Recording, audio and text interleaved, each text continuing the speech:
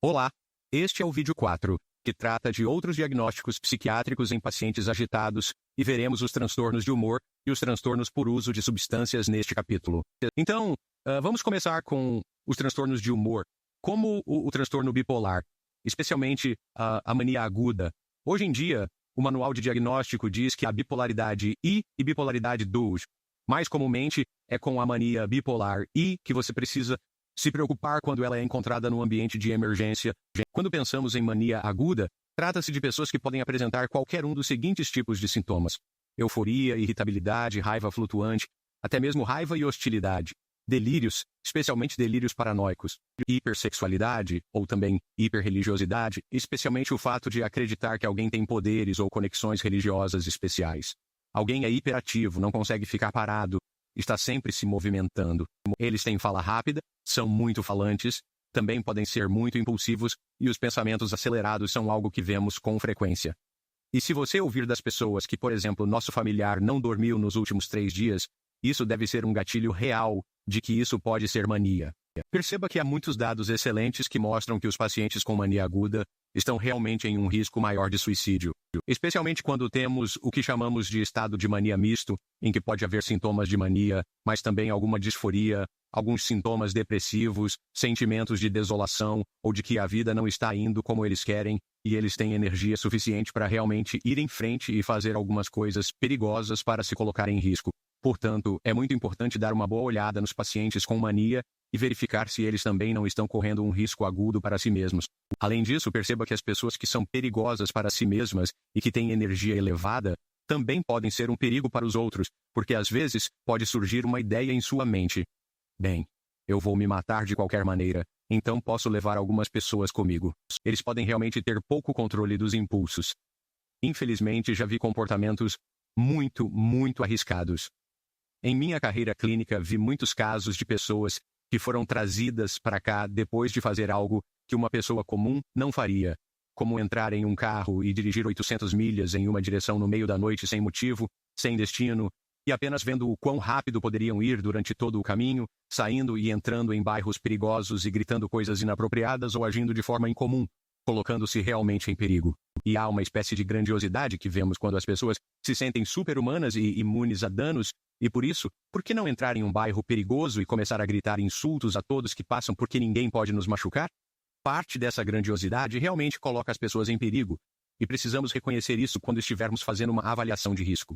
Ao mesmo tempo, reconheça que, entre as doenças mentais graves, o transtorno bipolar I geralmente tem pessoas que funcionam muito bem quando não estão entrando em mania ou depressão grave. E de fato sabemos que há celebridades e grandes CEOs de empresas que têm transtorno bipolar, e quando não estão em um dos estágios de ciclo alto e estão realmente na linha de base e se saindo muito bem, podem ter um funcionamento super alto. E o que descobrimos é que, quando conversamos com as pessoas quando elas estão em mania, muitas vezes elas realmente se lembram disso, e ainda têm o nível de inteligência que têm quando não estão agudas.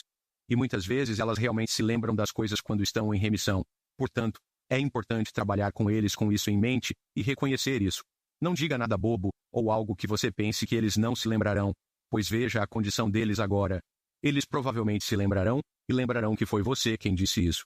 Portanto, trate-os da mesma forma que você gostaria de ser tratado. Basicamente, siga a regra de ouro. Passamos ao abuso de substâncias comórbidas em condições psiquiátricas. Às vezes pode ser muito difícil dizer a diferença entre sintomas do tipo psiquiátrico, se são causados por uma condição endógena como esquizofrenia ou transtorno bipolar, ou se foram induzidos pelo uso de, digamos, um estimulante como metanfetamina ou cocaína ou outros medicamentos. Quando alguém apresenta o que parecem ser sintomas que podem ser causados pelo abuso de substâncias, especialmente alta energia, hipersexualidade, comportamento que parece não estar pensando com clareza, ou se está agitado, irritado, agressivo, combativo. Se você acha que a doença pode ser induzida por substâncias, especialmente se for induzida por estimulantes, como a metanfetamina, muitas vezes pode ser muito útil não tentar dizer apenas, ok, isso é o que é, vamos tratar imediatamente. Essa pessoa tem esquizofrenia e metanfetamina. Você pode querer dar a ela algum tempo para se desintoxicar na sua frente, e depois fazer uma reavaliação antes de chegar a um diagnóstico final. A menos que você saiba alguma coisa sobre o paciente, ou seja, se você tiver um exame de drogas positivo para um dos estimulantes, que tende a não permanecer na corrente sanguínea por muito tempo, então provavelmente é bastante agudo, você pode prosseguir com o tratamento tendo em mente a condição de abuso de substâncias. Lembre-se também de que muitas das pessoas que atendemos no departamento de emergência podem ter esquizofrenia ou transtorno bipolar subjacente que está sendo exacerbado pelo abuso de substâncias. E para ver o que realmente está acontecendo, às vezes dar uma chance para que eles se acalmem um pouco, às vezes tratá-los um pouco com alguns medicamentos que ajudarão a melhorar sua condição, enquanto eles se desintoxicam, nos ajudará muito com nosso plano de tratamento geral e nossas decisões sobre a disposição. Devemos realmente evitar prejulgar o que está acontecendo com alguém, a menos que tenhamos uma boa ideia, que tenhamos dados laboratoriais ou um bom histórico ou uma boa pessoa que esteja acompanhada para nos dar um histórico colateral, que nos ajude a saber o que está acontecendo e a confirmar qual é a condição. Portanto, de modo geral, nossos pontos principais são reconhecer primeiro que há muitas outras condições de saúde comportamental que podem levar à agitação além da esquizofrenia. Definitivamente, a mania aguda e certamente uma porcentagem muito alta de agitação em ambientes de emergência será causada por intoxicação por substâncias, às vezes por abstinência de substâncias. Reconheça que os pacientes com mania aguda geralmente têm um controle de impulsos muito fraco e podem se tornar um perigo para si mesmos ou para os outros de forma imprevisível, sem que eles pensem que isso é um problema devido à sua alta energia, devido aos seus pensamentos acelerados. Eles podem se tornar subitamente perigosos para si mesmos ou para os outros. Portanto, sempre tenha isso em mente. Certifique-se de que, ao trabalhar com uma pessoa como essa, esteja considerando que mesmo que ela não pareça estar agitada, agressiva ou violenta no momento, isso pode acontecer a qualquer momento. E certifique-se de que a equipe e todas as pessoas que estiverem por perto estejam cientes disso. E por fim, pode ser difícil identificar os sintomas de doenças psiquiátricas quando uma pessoa está com intoxicação aguda por substâncias ou em um estado de abstinência.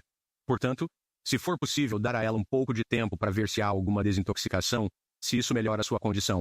Isso pode ser útil e pode ajudar a evitar muitos problemas.